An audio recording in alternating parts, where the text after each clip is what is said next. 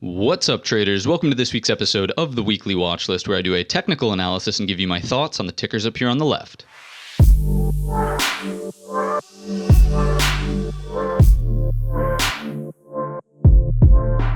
So, as always, we have our broad market, we have our core list of companies. Again, many of these are coming into an earnings cycle. And then I have 5 trade ideas to share with you towards the end of today's video, so stay tuned for that. Some of these ideas came from Discord members. If you want to join the Discord and chat with myself and other traders in real time, definitely check out the links down below in the description. We have the Discord, we have the Trading Analysis Bootcamp, as well as the free Swing Trade newsletter. Without further ado, let's jump into these charts.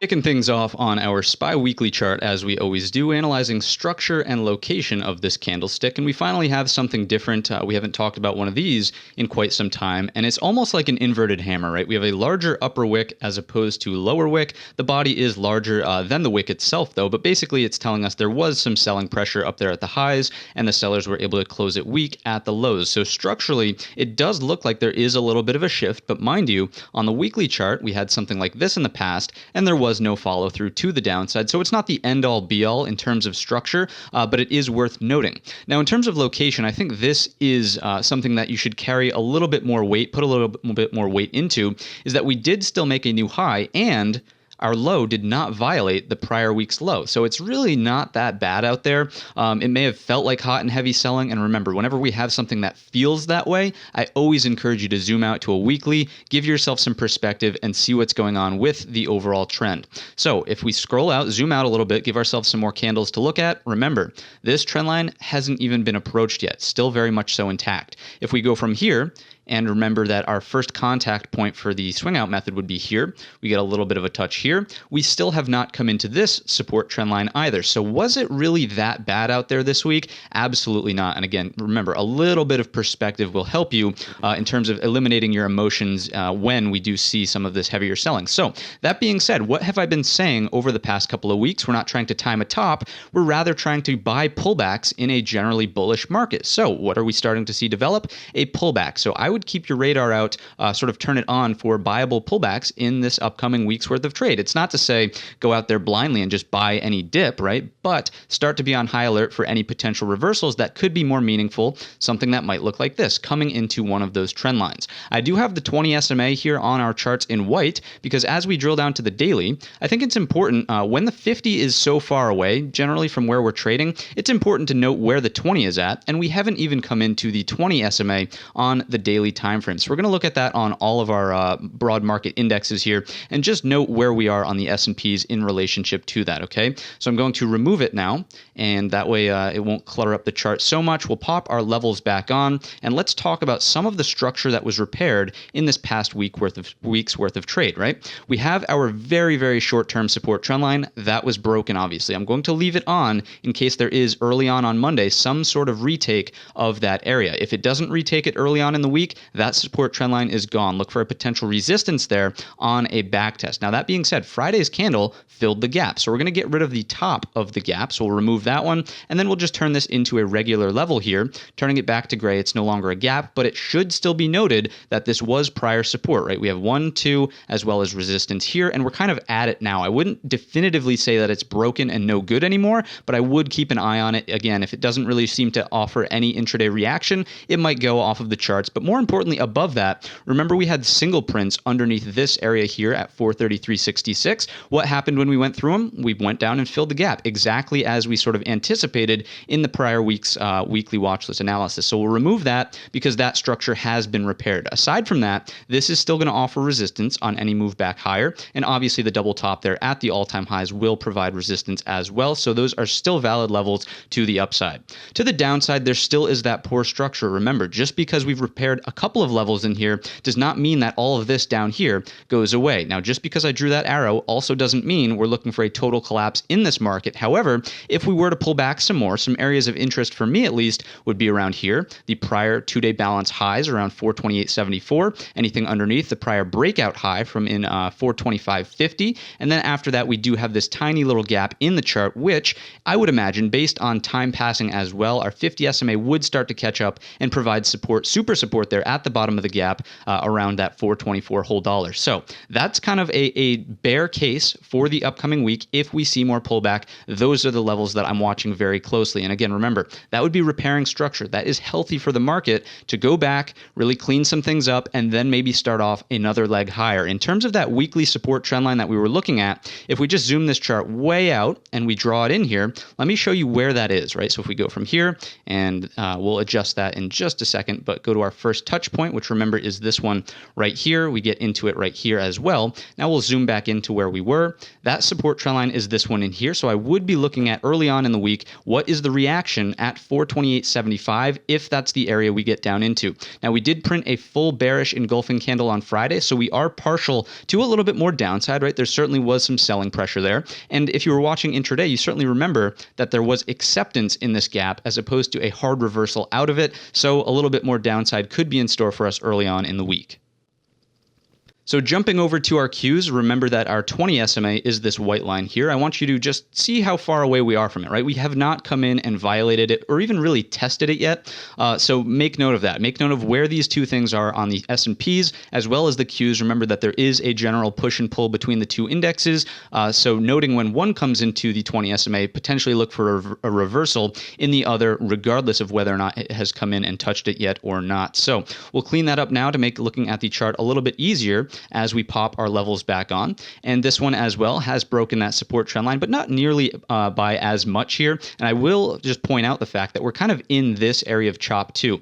We certainly are trading underneath the 50% mark of that range. But you know, overall, it's not like there has been a significant amount of damage done to this chart. Just remember that this uptrend here went without any real significant pullback. It was just slow grind higher, slow grind higher, slow grind higher. And again, we are trying to be bulls in a bull market. We're not trying to short this thing into the ground. We're rather looking for inflection points where we might see a little bit of a reversal to the upside, right? So any supports underneath us to watch out for, certainly this one, the low end of that range we just drew at 355.20. After that, we have a double bottom in here. Again, that's more of a weaker structural deficiency. So I would look for 352.75 to break if we do come into it on some high tempo. And our next major support under that would be here at 348.97. Call it 349 the whole dollar. Underneath that, you're really looking at the prior breakout area, in my opinion, as the major support zone, which would kind of be down in here, right? And if we were to come in here, again, from a weekly perspective, that would be a great higher low, right? And let's actually just zoom out to that weekly so we can illustrate that here. If we zoom out, that would look something like this, of course, so pulling into this, and that would set up the potential for another higher leg like that. So in terms of repairing structure, again, don't be overly bearish just because we saw a little bit of some sell side activity this week. It's not the end of the world, right? We're going to remain bullish in a bull trend until something definitively different happens. And that could either be coming down and making a lower high, right? If we put in a lower high here, then okay, now things are starting to shift. We would potentially look to take out this low. Now we're in a daily downtrend, right? And then you could sort of shift that sentiment to being a little bit more bearish. So for now, really monitoring the pullbacks in SPY as well as the Qs. And last but not least, we have IWM Russell 2000 and our small caps. And I'll just remind you how sideways this one has been for quite some time. Look at our 20 SMA pretty much going sideways. 50 SMA has been going sideways as well. And again, these are actually underneath. We're trading underneath the 50 and the 20 SMAs here. So I do think, you can be a little bit more bearish about this. But overall, as we know, it is still in this sideways trend. So let's clean up the chart so we can see our levels a little more clearly, getting rid of that 20 SMA, and we'll pop the levels back on. And what you'll notice, of course, is we did come in and test the support trend line as well as horizontal level and complete bearish engulfer on Friday. So this to me, again, just like the S&Ps, would indicate that there may be a little bit more sell side activity left in the tank. If we do, we're monitoring very closely the bottom end of the range at 208. Remember that we're using the IWM as more of a gauge for market sentiment, right? This is kind of a risk off, risk on indicator as opposed to an instrument, to trade outright. So if we were to come into 208, it's kind of make or break for IWM and small caps and risk on or risk neutral to really remain in effect. If we take out this area here at 208 and the 200 SMA, I would start to get a little bit more concerned about the market signaling a little bit more of a risk off scenario. So keep a very close eye on this number down here, 208 the whole dollar. To the upside on any sort of reversals, we're looking at 225.50. We know that's kind of the choppiest area to be, but if we remain kind of up here, again, what's that telling you? We are respecting this in terms of making higher lows on the daily, and that would further build the the pattern on the weekly, which of course is an ascending triangle. So all things to keep in mind here, but IWM is starting to raise a little bit of a question mark alert here if we come into that 208. So again, keep a very close eye on that level. Made it to this point in the video. I'm sure you're enjoying the analysis. Hit the thumbs up button and subscribe to the channel so you know every single time a new video comes out. Jumping right into our Apple, certainly an impressive week, right? Still continuing this move higher, but giving it back a little bit into that Thursday, Friday session. So what I'm watching for here is what reaction comes at the prior breakout high level. So 144.31 is kind of the all eyes on level. If it pulls back into there and holds, look for that to act as a higher low and potentially revisit these highs closer to 150. It top ticked that to the penny there. So that will be a nice psychological resistance as well as a structural resistance. That's the overhead limit there. Obviously blue sky levels if there's any sort of major breakthrough here. But as we've mentioned with the broad market, it doesn't, it wouldn't be favorable, right, to do something like that just yet. So on any further pullbacks, really watching the support trend line, seeing where that's going to coincide with this horizontal level in here around 140.50, we'll call it. Remember, Apple really likes those 50-cent marks. Earnings is a little bit further out on this one. We don't have to worry about it this upcoming week, but certainly the one after. Any major collapse in structure here, the gap fill would probably be my downside limit here on Apple, right around 137.77 down to 137.30 this upcoming week.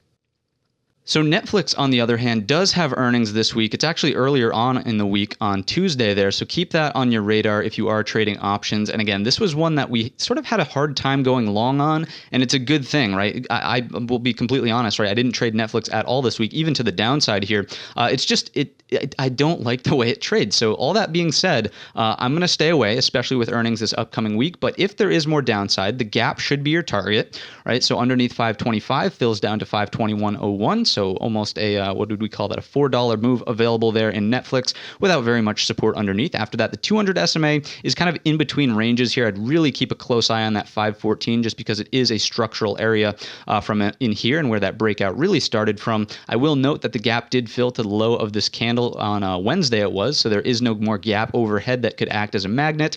So overall, kind of wishy-washy here on Netflix. Earnings could throw this one anyway, right? But you have some levels mapped out.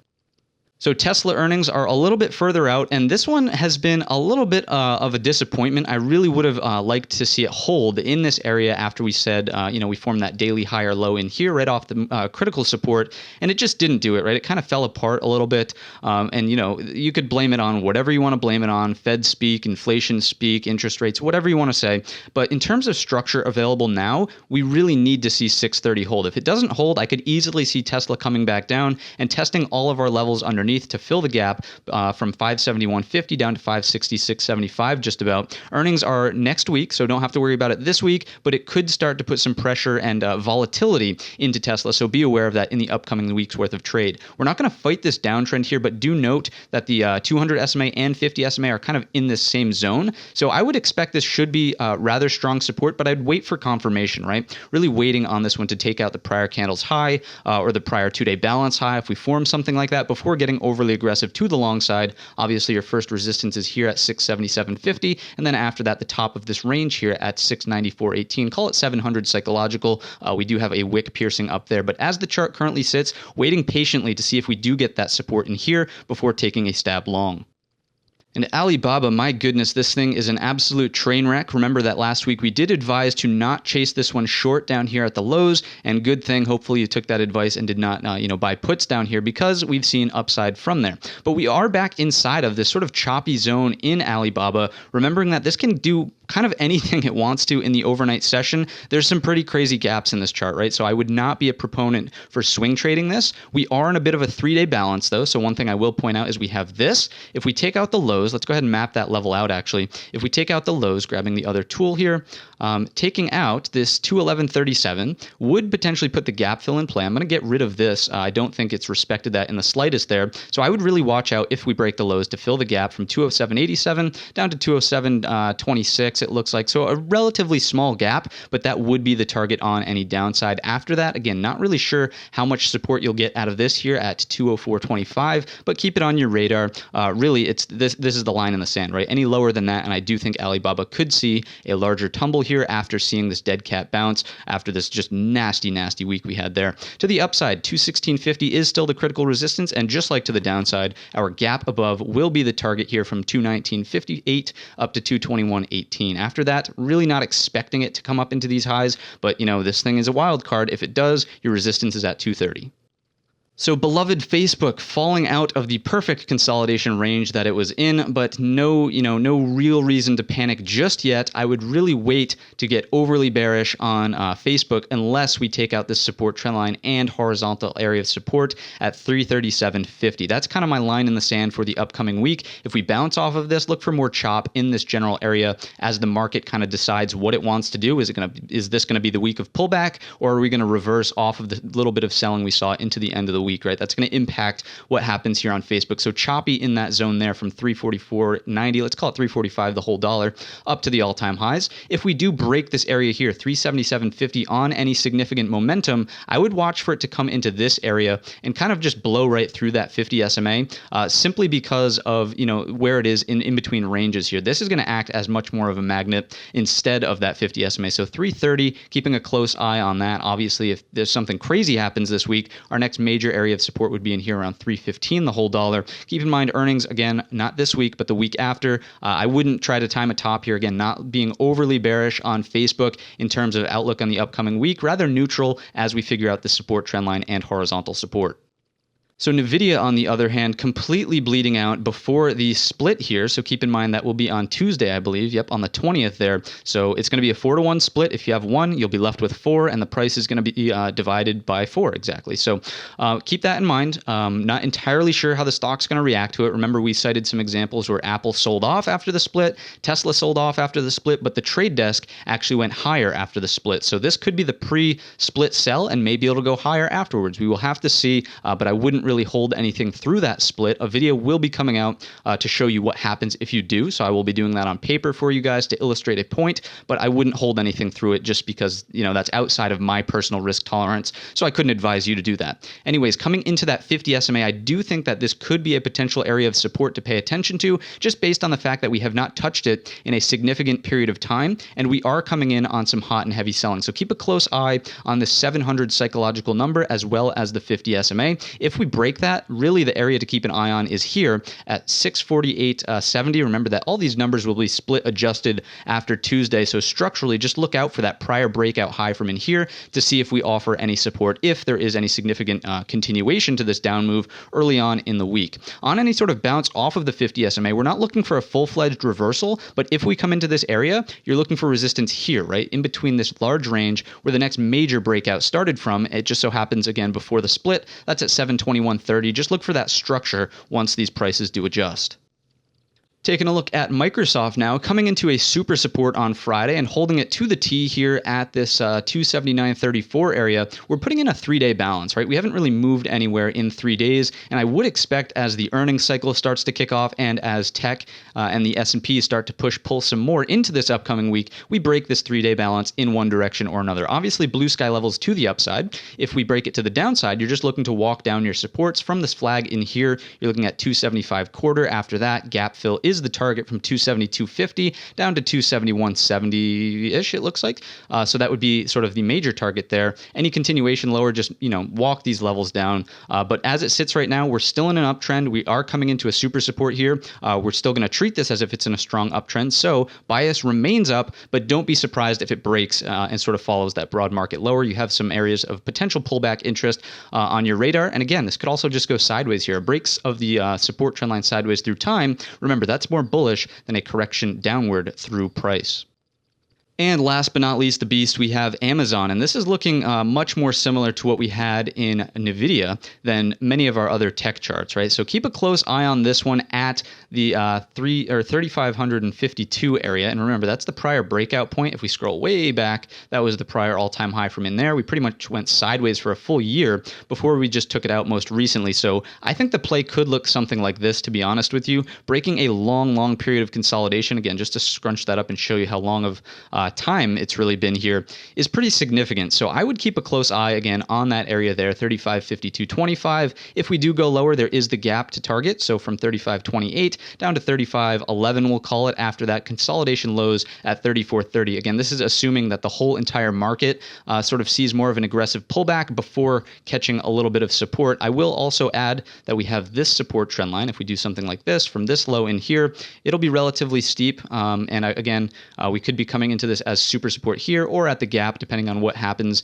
But keep a close eye on that. To the upside, obviously, your flag areas of resistance will still be in place. So 36.20 to the upside. After that, the lows from in here, 36.80, an all-time high after that. But as it currently sits, I would be partial to a little bit more downside, right? Really strong red candle there. Let's also break out the fibs just in terms of this most recent leg up. How much of it have we taken back? Again, closing underneath that 50% mark and at the 61.8. Generally, if you start seeing stronger closes under the 61.8, it's very likely that you see a move all the way to the 100% retracement, which would mean we're underneath that prior breakout point here in Amazon. All things to consider, but just based on the time aspect, remember how much time we've consolidated under here. I am placing some importance into that and would love to see support at the top of the range for the long back out.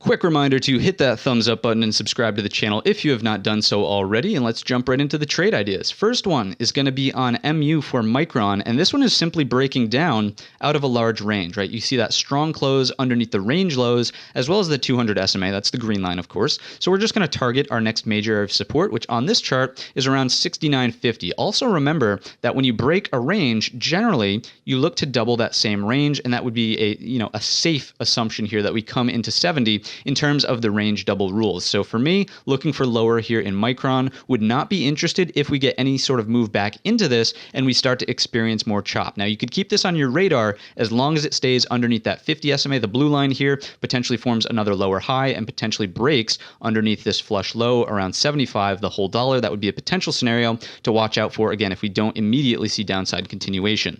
Next trade idea is going to be on KO, and this one falls into the category of consumer discretionary here, which tends to do well in a high inflation environment. You'll notice that it exhibited relative strength into the end of the week, whereas many other things kind of fell apart here. Note that earnings are on Wednesday, so keep that in mind if you're an options player here. But I like the little tiny consolidation candle above the breakout high on Friday, right? Whereas everything else was selling off, this kind of held strong and steady up here at the highs, looking for continuation above that 56.68. That's obviously an all-time high here on the chart. So playing overhead blue sky levels, whole and half dollars, intraday levels that do form. I would really love to see it hold on to, and any consolidation hold the low of this hammer from Thursday at let's call it 56, the whole dollar here. So this is going to be in play as long as it respects this. Boom, looking for the breakout here. Not interested if we start to take out that support level that we just mapped out. Next up, we have PG. Again, this is going to fall into that same sort of category of consumer discretionary.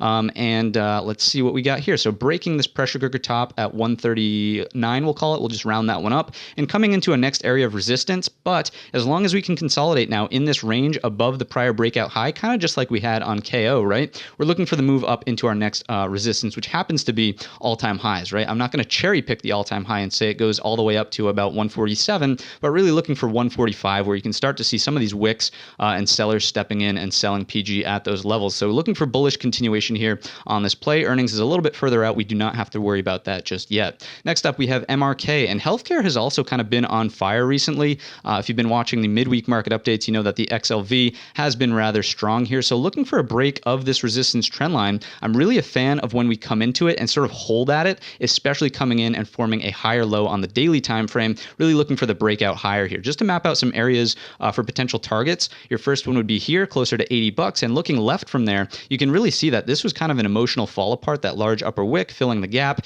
and kind of just drastically falling off from there. So not a whole lot of overhead structure. The next major area I'm seeing is kind of all the way up here around 83.50. So quite a ways to run here in Merck if we do see a sizable breakout. Again, considering the overall context of the broad market kind of slowing down a little bit, I wouldn't be overly zealous for the upside, but certainly if you get a longer dated option or you swing trade this with shares, just trail your stop higher as opposed to taking everything off at the first target we come into. Next one is going to be on AFRM, and this is the last one. One thing I will say about this is the options market is not as liquid as I would like, but but I still think the setup is phenomenal. So looking at this flush point building here, right around 55.61, I mean, look at all the wicks perfectly touching the same area. If we take that out on any sort of high tempo, looking for a flush immediately down to about our 48.50 mark. Keep in mind 50 psychological may be in play as well, but the break here should be violent and explosive, just given the nature of how many people probably identified this very visual level and placed a stop loss just below if they're long, right? So that's how we're going to play this one on any sort of bounces. It's still in play underneath the 50 SMA. Wouldn't really be interested if it retests the resistance trend line one more time, because that would be a higher low, right? Doing something like this, we would kind of start favoring a breakout here in that instance, but really liking this as a short-term flush point underneath 55.61. So that's going to wrap up this week's episode of the Weekly Watchlist. If you enjoyed the video or learned anything new, certainly let me know down below in the comments section, or by simply leaving the video a thumbs up. All that being said, I wish you a green trading week.